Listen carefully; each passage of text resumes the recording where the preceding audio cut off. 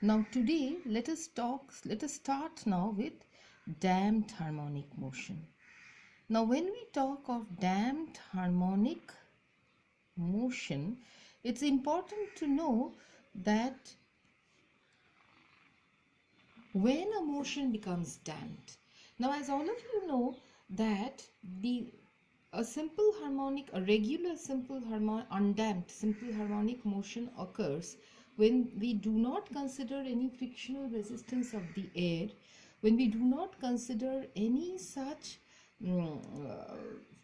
retarding force acting on the system, so that the system stops after a certain interval of time. So the first question when we try to address damped harmonic motion is, well, what actually produces the damping? For example, the amplitude of a vibrating string, a sounding tuning fork, and an oscillating pendulum goes on gradually decreasing and ultimately stops vibrating. Why? Because some energy is inevitably lost due to resistive or viscous force.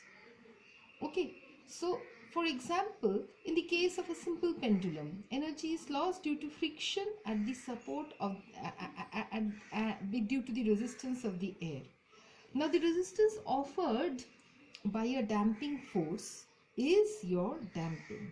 Now when the damping is small, it does not produce any significant change in the undamped motion. However, we can show that the damping force of a vibrating body is proportional to no other components but to velocity. How will we show that? Well, to prove it, let us consider that we consider a simple harmonic motion with the displacement y equal to a sine of omega t. Okay, which is acted upon by a small damping force F.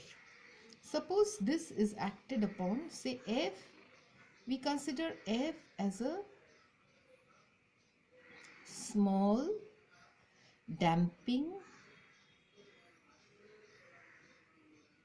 force. We consider F as a small damping force. Okay, all right. So what happens?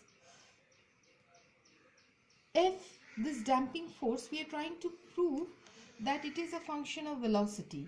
So to start with, suppose say, let us take F to be,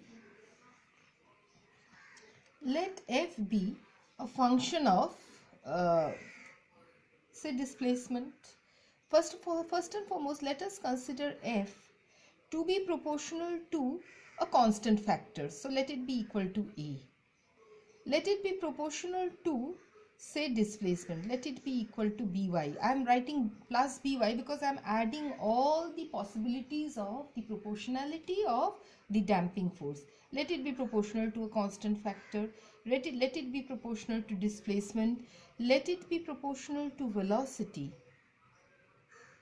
Let it be proportional to acceleration. So these are the factors to which a damping force will be proportional to. Okay, so now the work done by this damping force dW, what will be the work done by the damping force dW? It will be F dot dy. That's the work done. So this you can write as F dot, so F dot dy. These are vectors. Okay, this you can write as what? F dot dy dt, isn't it, into dt. You can write it in this manner, isn't it? So that actually will be equal to F dot v dt. Okay, what is capital T? If we take capital T to be the time period, if T is the time period, then you can show that the work done per cycle, if that is what we are trying to show, the work done per cycle, all right, work done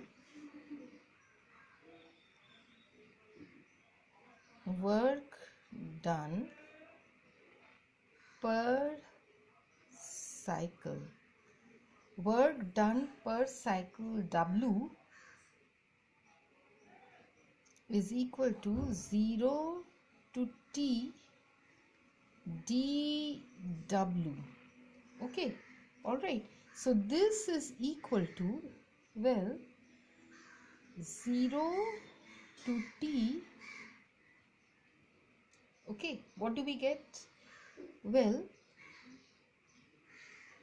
we integrate the whole of this expression, all right. So it is actually equal to F dot V dt. So it will be equal to what?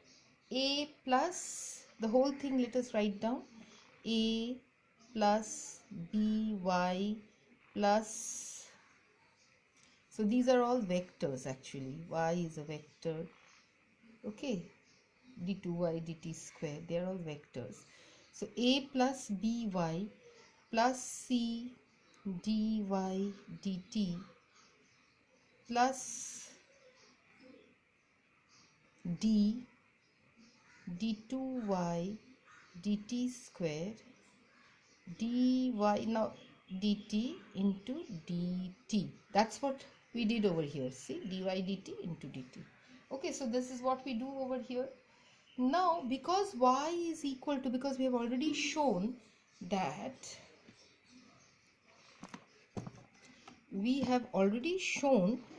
y is equal to a sine of omega t.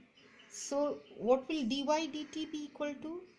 Dy dt will be equal to a omega cos of omega t. Okay, and d2y dt square, what will it be equal to? d2y dt square will be equal to minus of a omega square sine of omega t. Now if you substitute this over here, you can show that you get terms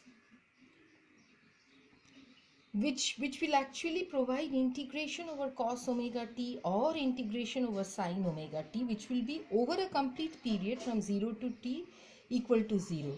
So ultimately this expression will amount to, if you integrate, it will amount to integral, the one which will remain, which will not be equal to 0. This you can see yourself, do the following steps. Okay, but the ultimate expression that you will be getting is c a square omega square t square, okay, cos square omega t dt, cos square omega t dt. Okay, and this ultimately will come to, the value that you will be getting ultimately is, well, it is something like this. It is half of, because cos square or sine square function over a complete period is half of c a square omega square t, okay, which is pi c a square omega. So this shows that it's, you can show by doing this integration that it's the only the velocity term dy dt, c dy dt contribution is coming only from the velocity term. So the damping force being a frictional force, it is a non-conservative force. So the work done against it over a full time period cannot be zero. Hence the work done only by the damping force is proportional to the velocity of the vibrating body. It is independent of displacement, it is independent of constant, it is independent of acceleration. So the resistive force,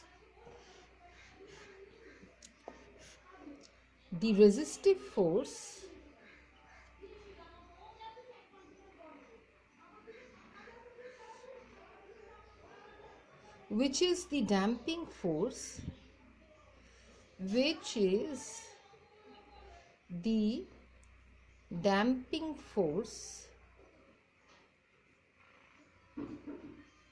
is dependent only on velocity. and it is independent of the constant term, displacement, as well as acceleration. Okay, so that is very important.